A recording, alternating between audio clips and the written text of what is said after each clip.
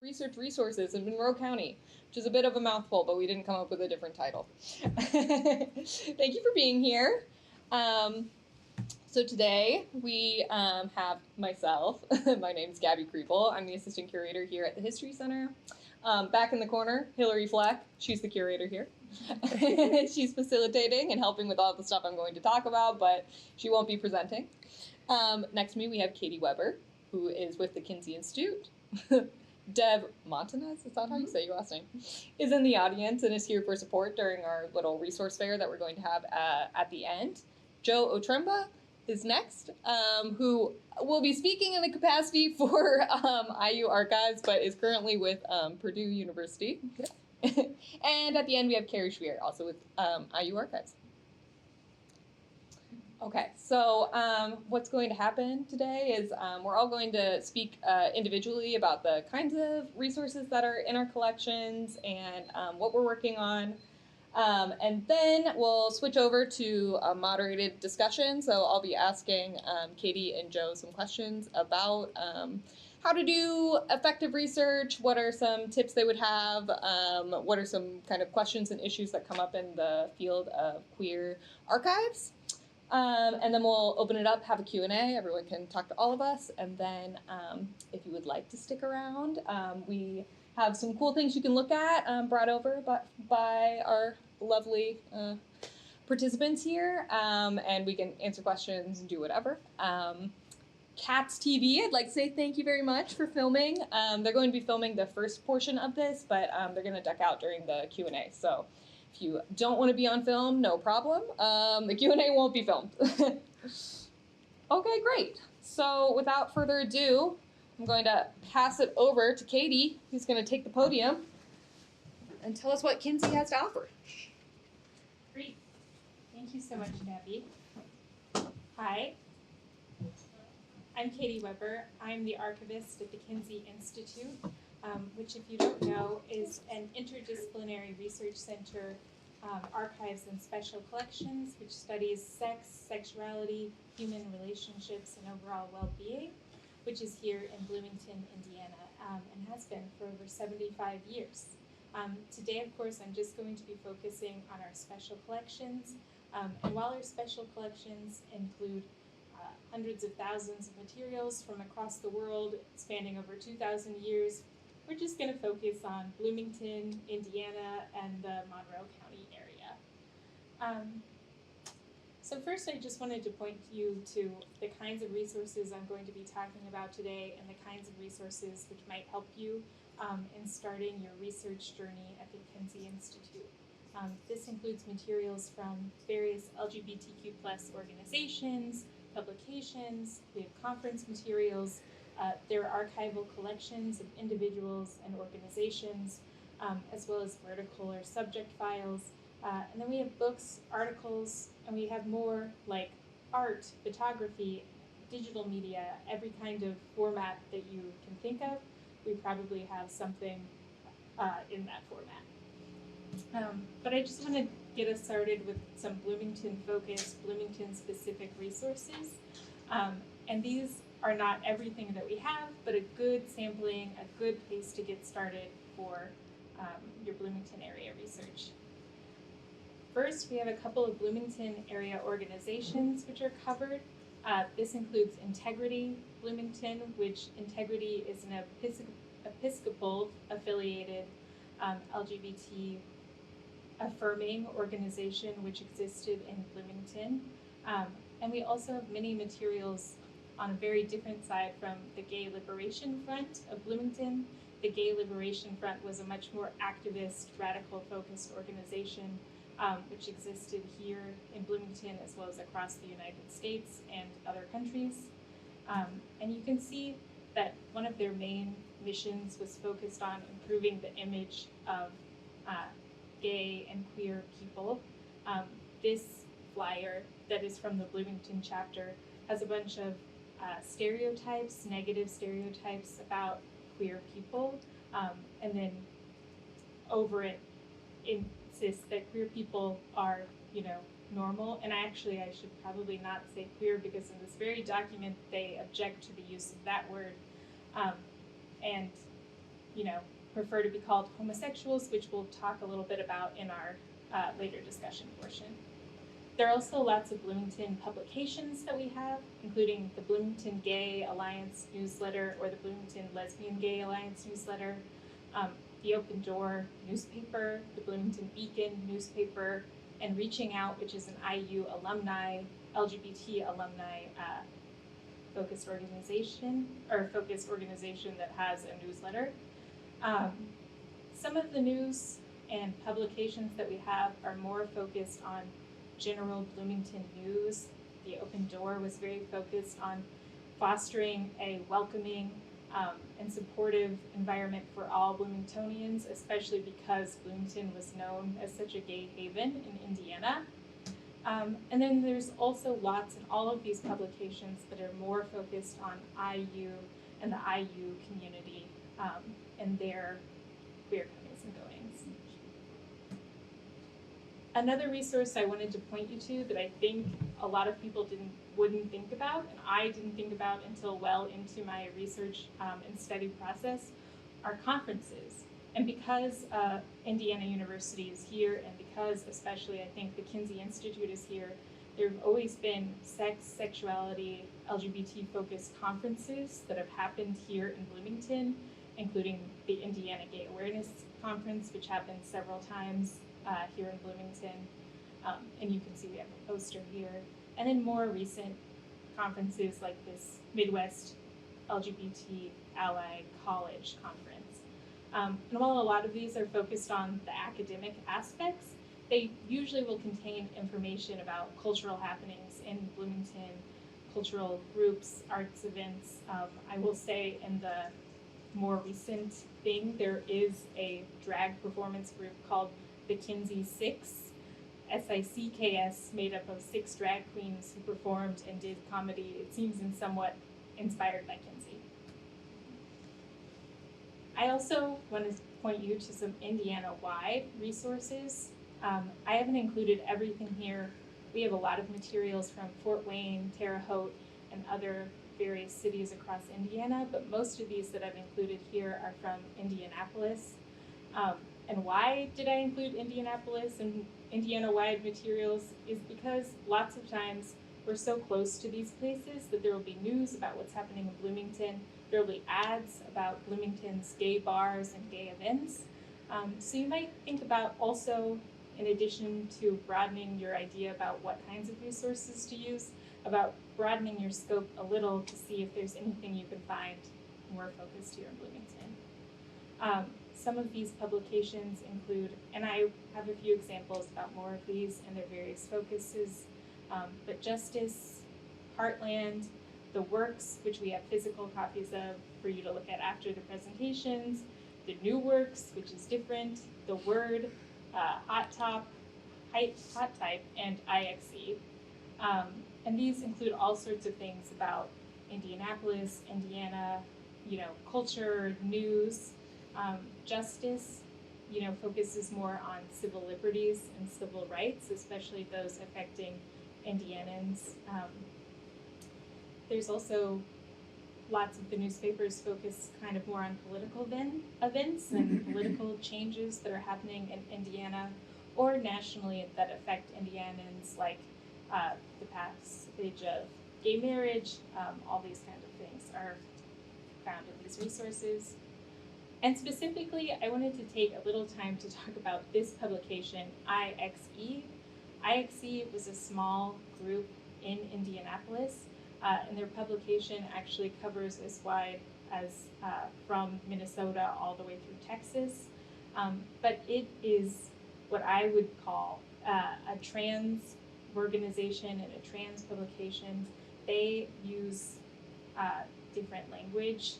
I think they call it gender confusion, but it is actually a very positive organization focused on, being a support space and humor and help for people who are trans or cross-dressing or identify themselves in a variety of ways.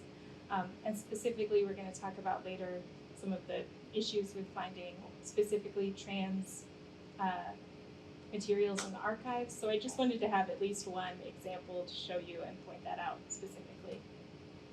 And finally, I just wanted to talk about some of the other resources that you might think about when searching Kinsey and other places. Of course, we have archival collections, which are the papers of individuals, organizations. And I shouted out a couple here that might be of particular interest. Both of these people were Bloomington local, and their materials include Bloomington-focused materials. We also have these homosexual guidebooks, which there's an example of on the left, which generally include long lists from lots of states that tell you things about like gay bars and cruising areas in those states. And here we have a Bloomington example, which I thought was kind of interesting and funny. The Nick's English Hut, which they mark is not a gay bar exclusively, but a mixed bar. We also have vertical and subject files, which I'm happy to talk to you more about, but essentially we keep things together by subject. That might help you get a good start. And as I mentioned at the beginning, we have all sorts of books, articles, art, and other materials that you can come use and explore at the Kinsey. And I just mostly want to let you know that you can come visit us. We're at Lindley Hall, which is on campus. Yes, we're still on campus. We're open 10 to 4 on Monday through Friday. And you need an appointment, but we have a very lovely people working in reference. So you can send an email to libknsy@indiana.edu to talk about what kind of materials you want to use, request things, set up an appointment time. And mostly I want you to know that you can come in and we're open and welcoming, not just to academic researchers, but to everyone who has an interest.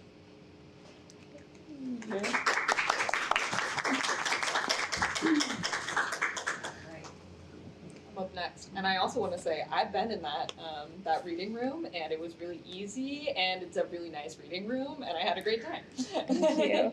So I would definitely encourage you all to go there.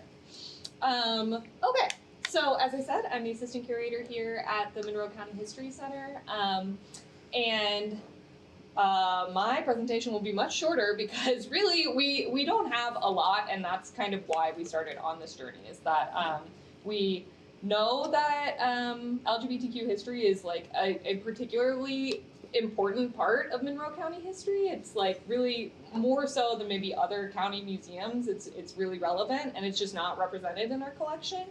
And so we've started trying to have a more targeted approach to building that collection so that this like real part of our history is represented in the collection.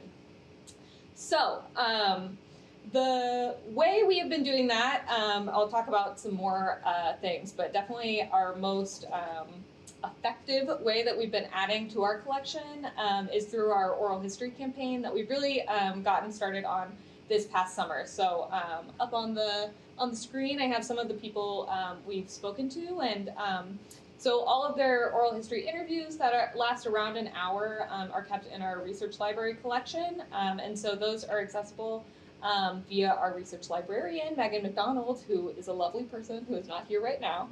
But her contact is here. Her card is available on the front desk on your way out. And if you reach out to her, she's able to share transcripts of these interviews with you. And then if you want to come in to listen to them, that's also possible. And we're working on adding to this collection as well. I just lined up we're going to talk to a bunch of people who are at Bloomington's Positive Link HIV/AIDS clinic. This October, we're talking to like 5 people who were there when they first started in the 90s, talking about how it's changed, what it was like when it started. So we are constantly adding to this collection. It is volunteer transcribed, which does kind of slow the process down, but we're really excited about being able to kind of fill in this history and talk to people who made this history happen. But beyond that, the other things we're doing is, you may have seen my little flyer that I put up around town. I need to do another round of those. But we really would like to build our museum collection, which we have here, and we use to build our exhibits. So we are seeking artifacts that we are able to display.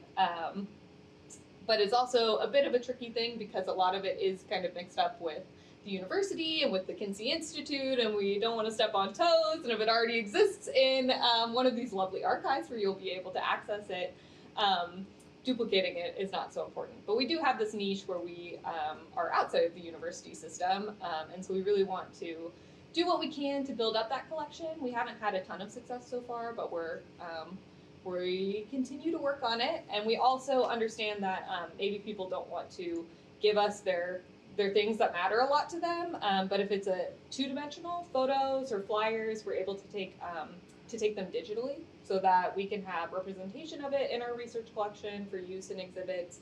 We can share that history, but people are able to keep their flyers and photos with them. And then another task that we're working on is as new artifacts come in. For example, we had this kind of alternative newspaper, the Primo Times, was kind of big in the 70s. We got a lot of those coming in, and as we went through them, we're working on flagging them with a subject term of LGBTQ so that they are accessible, and we know that they have this relevant material. So if someone is seeking LGBTQ research materials in our collection, we know they're there and we can find them. And so we're doing that as new things come in, but it's also a project to identify things that maybe when they were first processed, people didn't realize they were relevant to queer history, but they are, and adding in these subject terms and kind of putting them in that context. So that's what we're working on at the History Center. But beyond that, we're also working to continue building relationships, like with the lovely people who are here, but also with people like Spencer Pride and the Rainbow Elders who are associated with Pride here, the Culture Center on campus. And we also have on the books for next year our first kind of explicitly LGBTQ focused exhibit, which is going to be about the 50th anniversary of the landmark Bloomington Civil Rights City Ordinance that added sexual orientation as a protected class. So we're really excited about that, and our volunteer Annabelle, who doesn't want to be on camera, is going to be guest curating that. We very much hope so. Okay, I'll pass it over to Carrie. Thank you very much.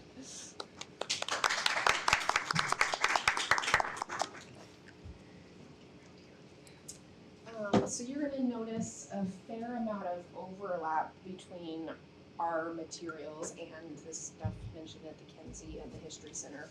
We all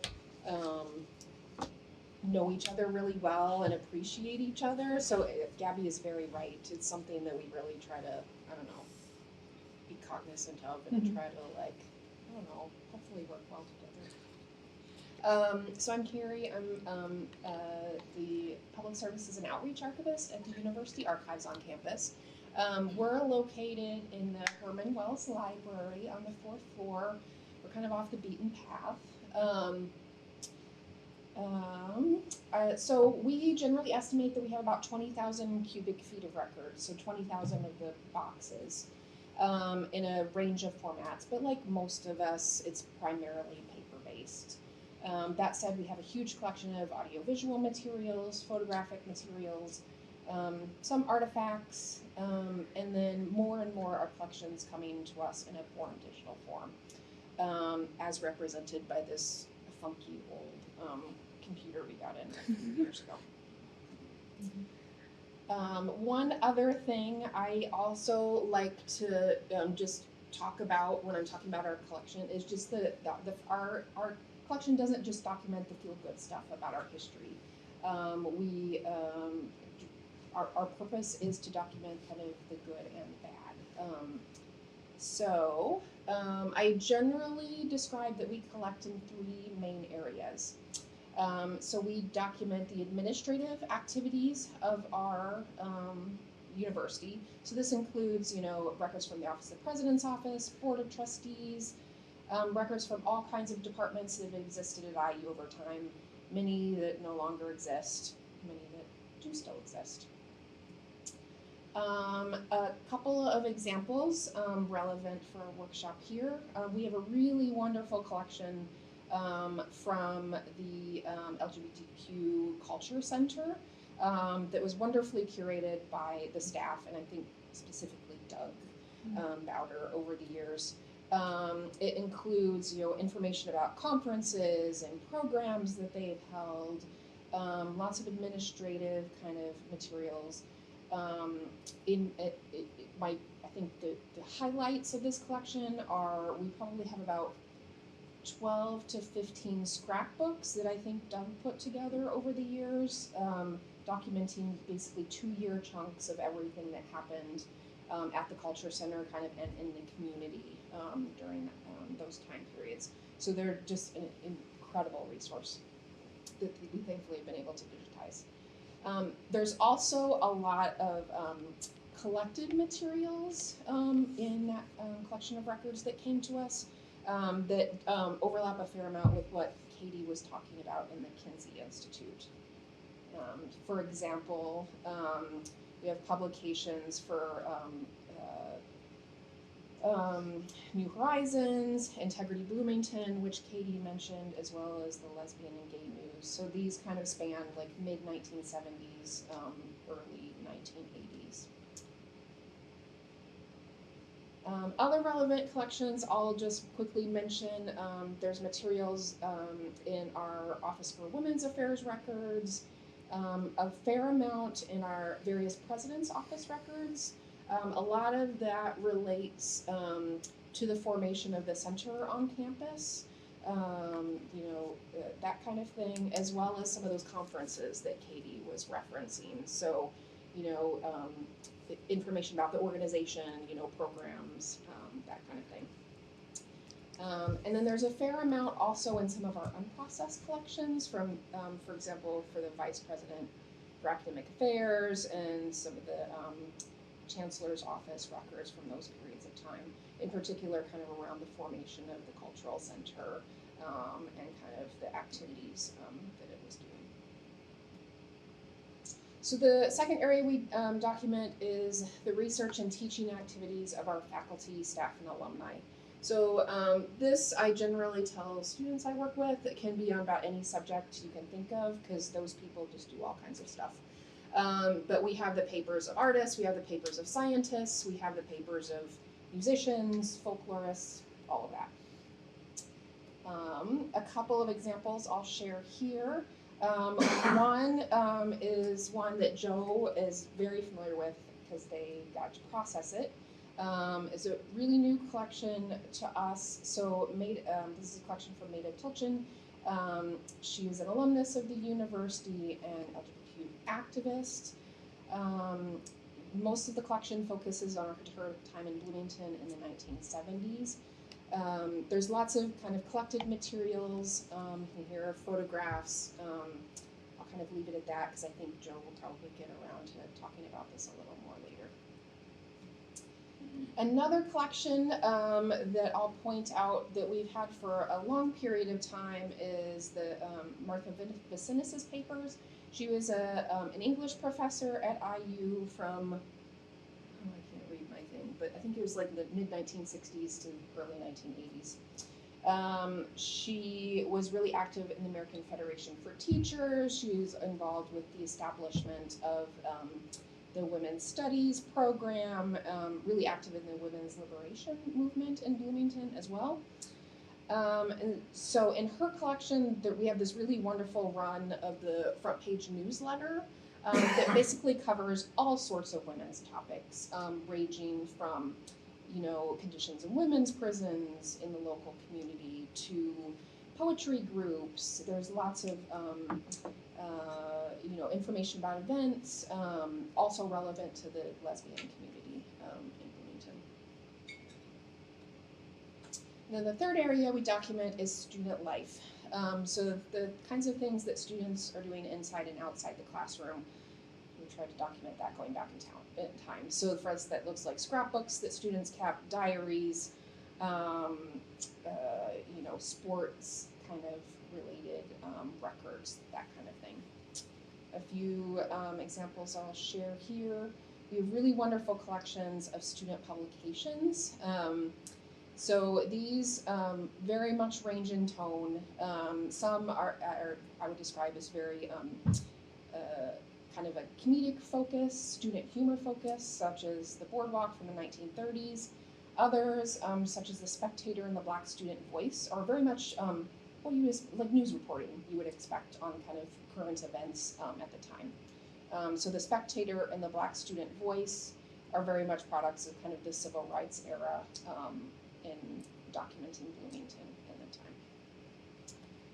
time. A couple just examples I'll pull out here. So the Spectator, it covers all kinds of civil rights conversations that were happening in Bloomington at the time. But it also includes conversations about kind of gay liberation, etc.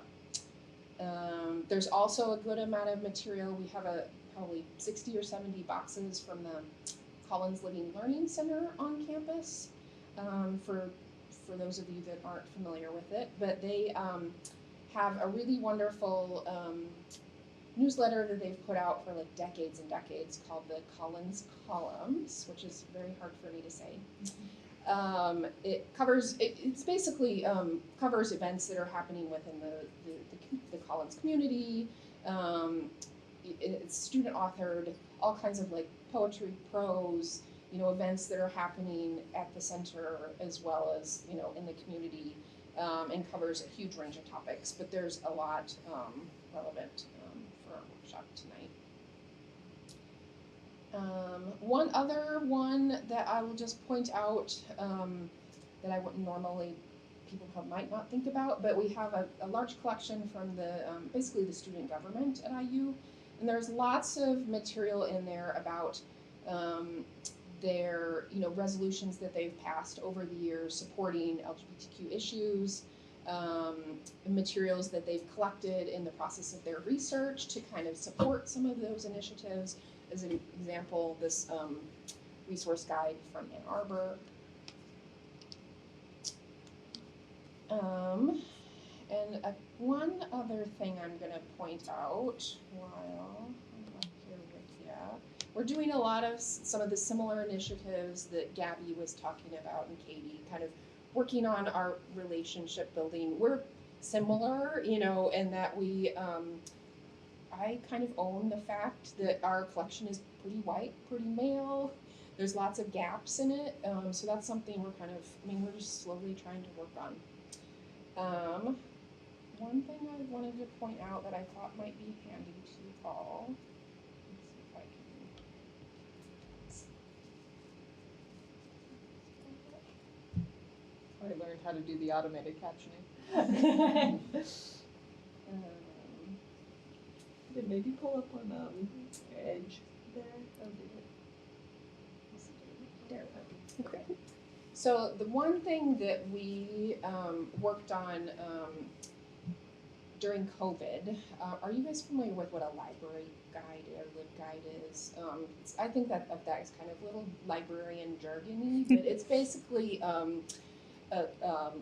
resource guide to like various resources on like a certain topic.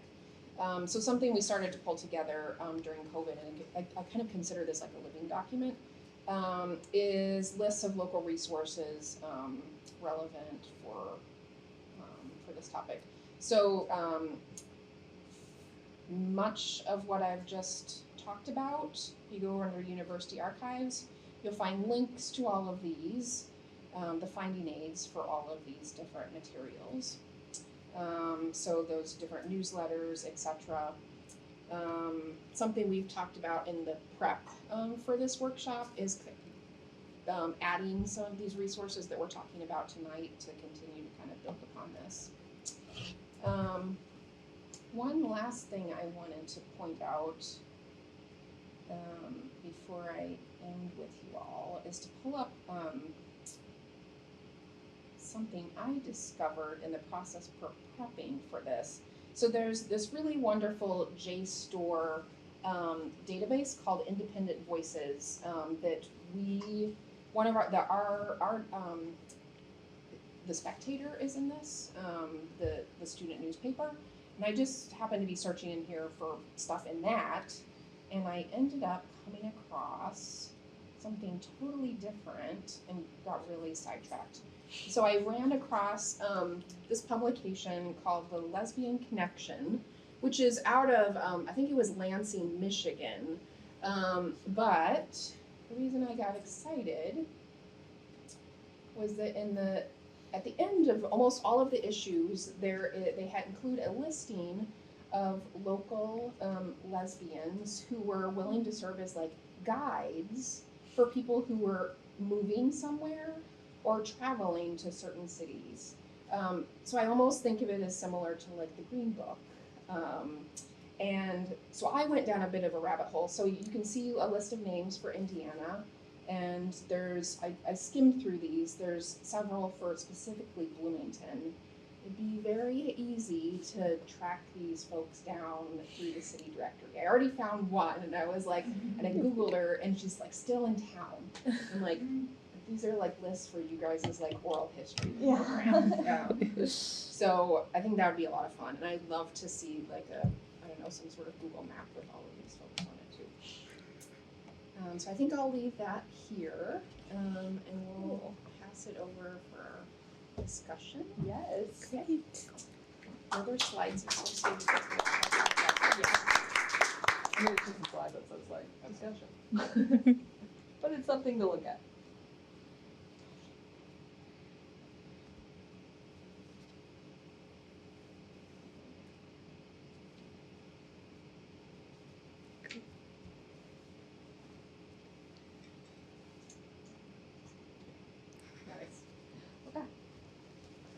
Well, thank you so much for sharing. I'm gonna bring this back over here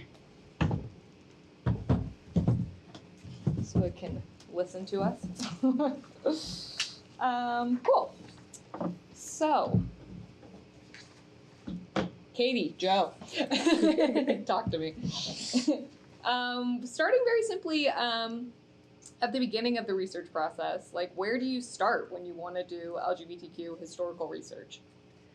I can start because out of all of these, I was not someone to come up and represent a institution or repository, because Carrie would have said the exact same thing. I started as a graduate student in library science and archive studies just a few years ago, and Carrie is my supervisor. So that's how I got connected to working with that. But before doing all of that, I was a researcher trying to find LGBTQ resources for a project that I had in the history of American education when I was doing my master's program in education. And it was a struggle, mostly because I couldn't visit anything in person. It was COVID. And speaking of COVID, I tested negative. I just have a very raspy voice right now. And yesterday did a lot of networking, and long story short, I'm okay. But it was a challenge because it was unlike any other kind of historical research that I've done, mostly because it was almost a secret history. I think as the secret is a term, not in a negative sense, but just kind of in the fact that so many people from different eras wanted to preserve their privacy, and kind of still protect that notion of what it meant to be LGBTQ in different eras and locations. And I understood that internally, but I was frustrated by going through an archives, trying to find something from an era and not saying, well, why can't we obviously just say this person is queer and move on? And I didn't understand that because I wasn't doing any kind of archival conversation. And now I'm here from an archivist perspective as well. I'm an archivist at Purdue. Unfortunately, I don't get to spend a lot of time working on LGBTQ records. I'm their flight and space archivist, so it's a little bit different demographic. But I think what I was going to mention to start the research when I started doing these things was finding a LibGuide, or finding something that has been put together by archivists or librarians, and then cold emailing and cold walking into the library sometimes is like, it was my least favorite thing to do because I have this like, this person has several PhDs. Well, probably not several, but this person has so established and they're so good at what they do. Why would they want to talk to me about the simple research project that I'm doing? And if they say no to you, honestly, that's a bummer for them, because if you're doing queer history research, then you should be celebrated. But 9 out of 10 times, you're going to get some kind of answer of some kind of resource that's put together that can start the process. And then just like any other research project, I'd say working with trying to balance your scope and being flexible with the research project. If you go into wanting to find history in a certain time frame and then you find resources that kind of shifted by a few years, kind of going with the flow with that, but that's just general research tips. But I think trying to identify who in your community and who that you have connection with and somehow like finding their email that are cultural heritage workers in your community is the best way to start. So that's kind of my first little brief spiel about starting historical research for LGBTQ topics. Yeah. Katie, did you have anything to add to that? Yes, I think another really great way to go about this is to start with community organizations. It is much easier to find groups that were doing the work. Those names are more likely to be public. There's more likely to be easily accessible information about them. And then you'll realize once you get in and start working with things like the Gay Liberation Front or Integrity or whatever you're interested in, that you'll find individual names, that you'll find other organizations who are related, that you'll find advertisements about events that maybe you can look into. So I think that, the most important thing is to start, think about where it would be easy to start, and then be flexible about, exploring more, being able to pull more sorts of resources in as you go. Great. Yeah, I think that's really solid advice. And what are some of the kind of unique challenges that are facing researchers for finding LGBTQ plus primary sources? Joe, I mean, you touched on this kind of secret history, but would you care to expand? Yeah, I think personal privacy was the one that I mentioned. But because of that kind of secret nature, some people, even whenever they participated in these cultural heritage events or going out to a bar, they would maybe even use pseudonyms if they were writing. So trying to track names and trying to keep things consistent in your research by finding the fact is sometimes up in the air. And I know that one thing we talked about with this research is the use of vocabulary and terminology. Throughout different histories and in different areas, terminology was more accepted in some spaces, or I mean, even in a college town, they can have one specific verbiage that they use to mean something like, a gay hangout or something like that, when it wasn't used in the same space everywhere else. And then what was accepted, because we mentioned even the usage of queer at times, if you talk to different generations, I mean, people still have these very big reservations about using terminology. So sometimes when you're researching a word that you might find to be entirely offensive might have been what they used very commonly and very easygoing. So that's kind of my first. And I do have a tip. The Homosaurus is a kind of the common known resource for utilizing different terminology. If you'd like, after this, we can provide a link to that. But it's basically a thesaurus in the librarian sense of, if you're searching for one term in a subject heading, maybe try looking here instead, or maybe try using this different verbiage when you're searching in archive space for a specific repository, because sometimes you would be using, just LGBTQ, gay, lesbian, and then you totally forgot to potentially even put in terminology like dyke, or these different words that's how they identified. And I see that still being very relevant today, where I find terminology queer very open, and that's what I like to use to define myself, and for another person, they would not use that. But yeah, that's just kind of a weird niche aspect, is the terminology. I know that Katie, you probably have a few other things that I'm not thinking of. Yes, there are a couple. Terminology is a huge barrier, especially you'll notice that even in the words that I put on the slides, used words like homosexual, because we have that carried over terminology from what Kinsey librarians created in the 50s. So being understanding of those changes over time.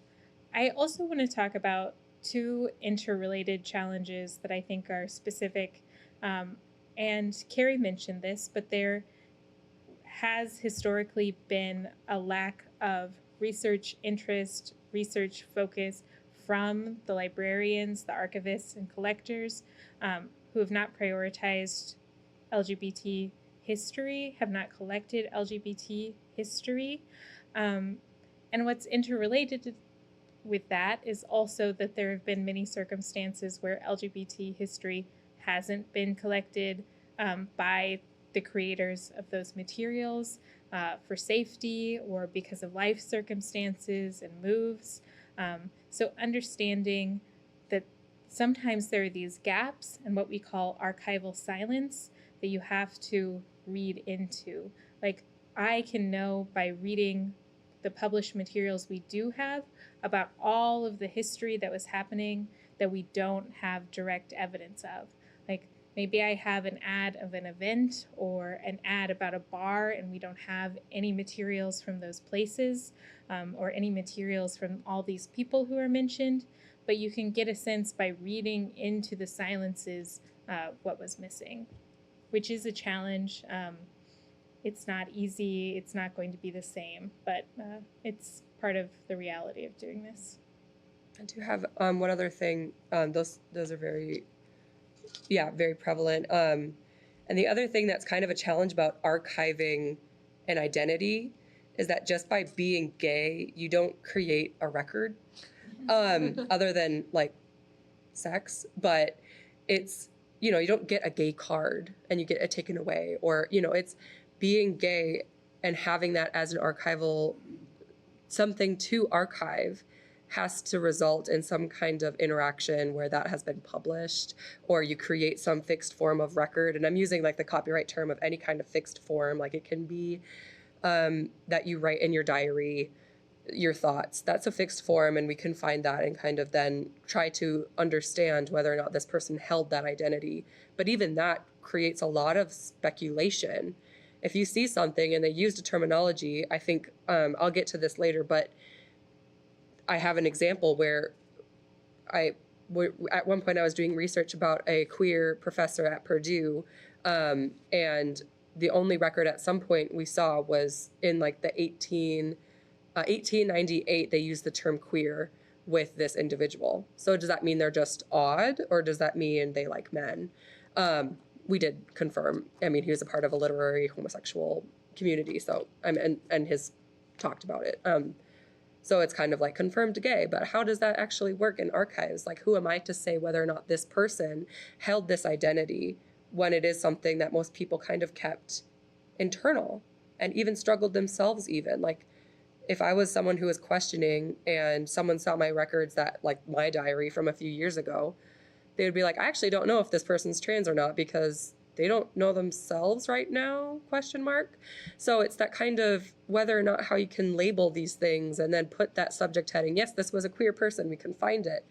It's a challenge because those records almost have to be known. And as the role as an archivist, we deal with the facts. Like, we can't necessarily put in our bias of say, I think this person's gay, so now we're going to put it in my exhibition. Or say, I think this person was dressed differently, so that maybe that means they were trans or gender nonconforming. So that in general kind of creates this negotiation of sorts between someone coming in wanting to say, I would like to do Bloomington queer history. I'd like to identify people that maybe have not been shared about as being gay in the past. How do you start that then? Did they show up to these different events, or did they go to the gay bars? And that's just kind of how you navigate the history of it, I guess, is that it is ambiguous and we're still trying to peel back the layers of some people's stories.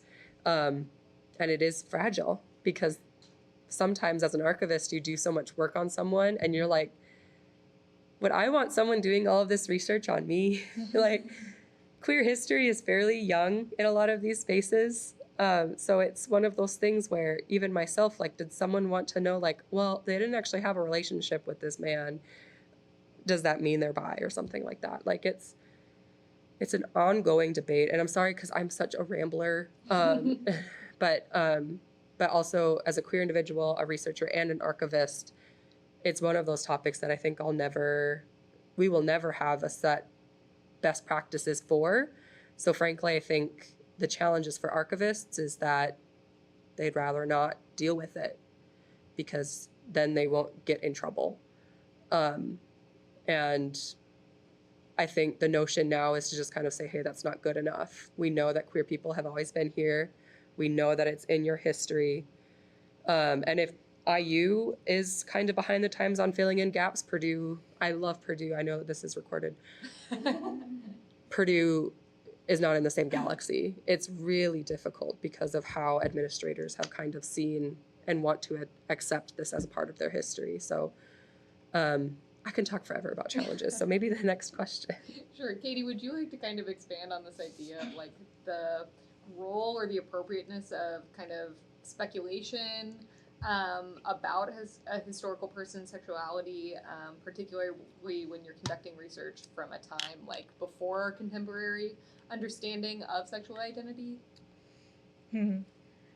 I think in many ways I am so privileged and also in such a different situation because of our institute and our institute's focus. Many archives have shied away from people's sexual lives, not just their sexuality, but the fact that they were having sex, and that there is sometimes records that prove that they were having sex. So in many ways, I think that it is fine to use what words they have used. If it feels relevant to point out things that maybe they didn't say themselves in their lifetime, but we know who they had relationships with. For on our end, that comes up in finding aids, that comes up in exhibitions, other things we write and create about them. And I mean, one great example of this was Alfred Kinsey himself, the original founder of the Institute. I don't know that he identified as anything in particular during his lifetime, but we know for a fact that he had sexual and romantic relationships with people of multiple genders. And on my end, I think it's okay for me as the archivist to, present people with that information, and I expect the researchers who come and use our materials to do the majority of the meaning making. I will always be involved in the meaning making because archiving isn't neutral. But I can't say that I know what the research ethics are for any individual person, and I think that it's okay to look back into the past and see people who were like me or like yourself, in whatever way that is, and to find meaning around that. I do think that the archives field is changing and getting better. I know that many young archivists identify as queer, have a queer ethic around archiving, and I was very excited to go to a sex-focused panel this year at the Society of American Archives conference. So our views around many things, race, indigeneity, queerness and sexuality, have been very harmful in the past and continue to perpetuate harm in the present. But we're doing our best now. Yeah, that's really well said. Switching gears a little bit, could you, Joe, could you speak a little bit about experiences that you've had with reaching out for help while you've been doing LGBTQ plus historical research, or also this could be a time where you talk a little bit about working with the Maida Tilchen collection? Yeah. I think it was reaching out for help. I mentioned before it was a challenge for me, but it's also just a challenge for me in general, not just about this. And I think what I had to do was just kind of pretend to be really, really courageous one day and find the names that are associated with Homosaurus. There is a collective called the Queer Metadata Collective. That's a group of archivists or cultural heritage workers to try to say, how do we then create and use this verbiage in a more consistent way so that researchers can find things. And it was kind of oh, maybe I'll reach out one day. And then one day I just had to muster up all my courage and reach out to the, which I should have probably found a few other individuals, but I just went straight to the founder and I was like, hi, do you have time for a Zoom? And I'm like, sorry, like that's probably not the best way to do it, or just walk up to someone during a conference. But that's how I got started doing this research, and having this interest as an archivist, was doing the initiative to say like, hey, I'd like to go to this conference. And the specific conference that I'm talking about was the Moving Trans History Forward conference with the University of Victoria in Canada, who has a physical just transgender archives.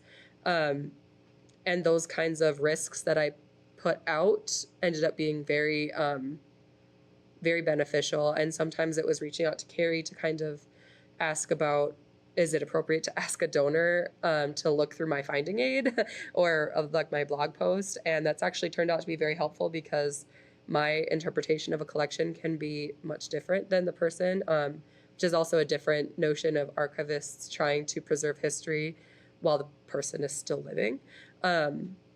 And I'm happy they did, because I think I actually cited in my blog post about Maida Tilshin that one of her friends had passed, and they in fact had not passed.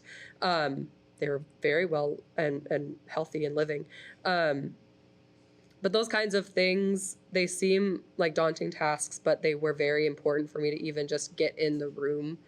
But I think reaching out just to the local cultural heritage institutions like everyone here can then lead you to the people that have more and more expertise the farther you go. For example, we have a smaller Maida Tilshin collection just about Indiana, but she had a much bigger life outside of Indiana when she moved to Boston and then wrote some books in Santa Fe, and a lot of those collections are at Michigan. So it is a very tight-knit community of people that know these resources, so asking about it is very helpful. And I think I might have lost my train of thought.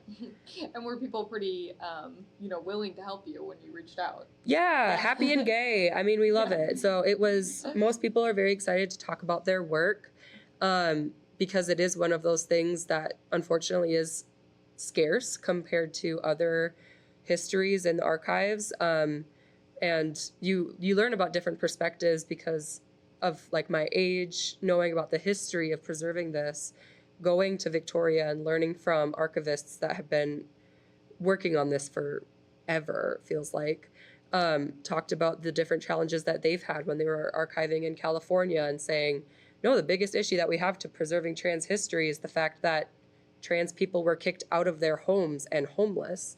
How are you going to hold on to flyers and your personal records when you don't have a home? So it's one of those different things where reaching out and doing those conversations, in fact, for me, was almost more beneficial than just trying to go to the archives and reading a finding aid, like initially. Mm-hmm. It's finding the people that have those expertise that then can show you the different resources, and trying our best to preserve those conversations so that, yeah, when I'm gone and I've processed the Maida Tilshin collection, I'm no longer at that repository, Carrie knows kind of what I've learned from that collection. So it's ongoing conversations and events like this that I think trying to just keep those kinds of momentum events going. Great. Yeah. I have one more question here for Katie, which is, are there any additional kind of privacy concerns when researching or particularly archiving LGBTQ history or kind of sex and sexuality material in general?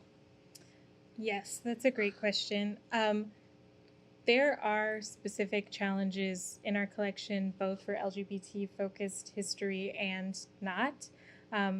We, want to behave ethically. We want to make sure that people's privacy is ensured, not just in sort of legal compliance with things like, private information, medical records, but also in things like sometimes you'll have records that show things that are embarrassing, or things like affairs come up from time to time. And you have to think about there are people's children, there are people's friends, there are even people's living spouses at times. So we do, have some ways of making sure that we're protecting people's privacy. We do things like having time limits. Maybe we get a collection today and we say, we won't let a researcher see this for 25 years, which is a burden, and it's unfortunate for researchers for 25 years.